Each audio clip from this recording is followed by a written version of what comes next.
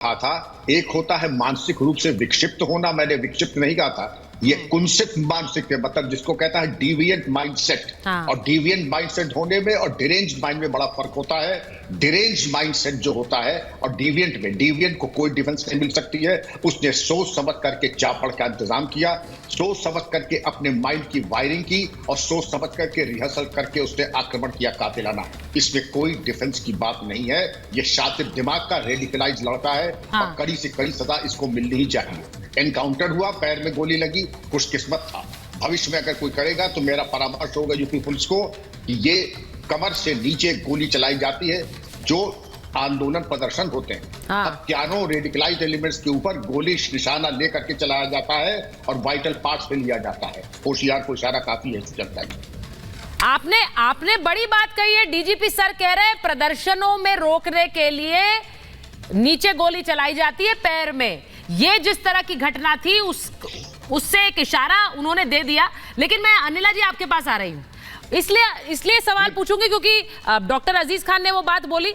वो कह रहे हैं कि बार बार एनकाउंटर्स की जो लिस्ट है यूपी सरकार की वो इतनी बढ़ती क्यों जा रही है? न्याय का तरीका सिर्फ एनकाउंटर है क्या यूपी सरकार में?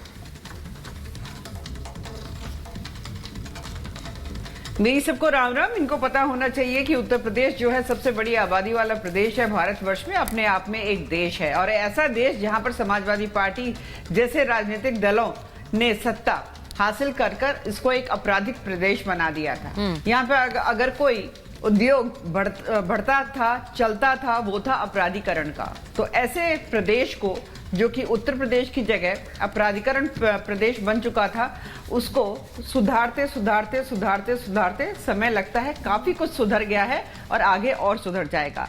आज योगी आदित्यनाथ जी की यूएसपी ये बन गई है कि अपराधियों के जो नकेल इन्होंने डाली है उस चीज के लिए वो जाने जाते हैं। केवल हमारे प्रदेश में नहीं, केवल भारत में नहीं, अंतरराष्ट्रीय स्तर पर वो जाने जाते हैं कि अपराधियों के ऊपर नकेल कैसे लगाई जाए।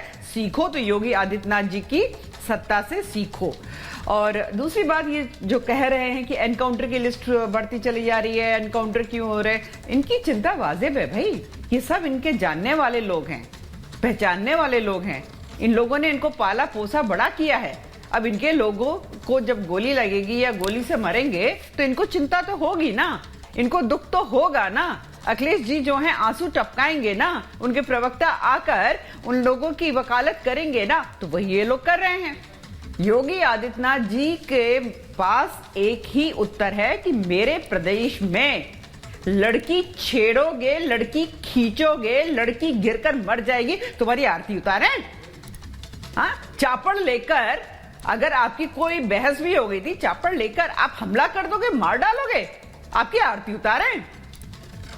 आप जो बात कह रही हैं, आप ये कह रही है, देखिए ओपी राजभर जी का भी आज बयान आ गया था। वो कह रहे थे कि सपा सरकार में क्या होता है वो सब जानते हैं, सपा सरकार में क्या होता था वो सब जानते हैं। अजीज खान जी, मैं एक बार आपके पास आऊंगी, लेकिन एक बार जरा इस पूरे केस में अब आप, क्योंकि वो ऐसे हैं, वो आपके भी साथी रहे, उनके भी साथी रहे, अब वो दोनों के बारे में बताते रहते हैं, समय समय पर मीडिया को खबरें मिल जाती हैं। एक बार जरा मैं बताना चाहती हूँ कि ये जो पूरी खबर आई उस पर अब एटीएस जांच आगे बढ़ा रही है और वो कह रही है कि लारेब ने जिस तरह से हमला किया वो एक लोन वुल्फ अटैक हो सकता है। वो क्या होता है, अकेला शख्स वारदात को अंजाम देता है, अकेला शख्स, हमलावर भीड़ भाड़ का इलाका चुनता है और वहां पर किस तरह से अकेले घुसकर हमला करता है। अब उसके पास उसके लिए कोई ज्यादा संसाधन की जरूरत नहीं है, हथियार भी कोई ना हो तो भी, जैसे इसने किया, चापड़ से हमला कर दिया।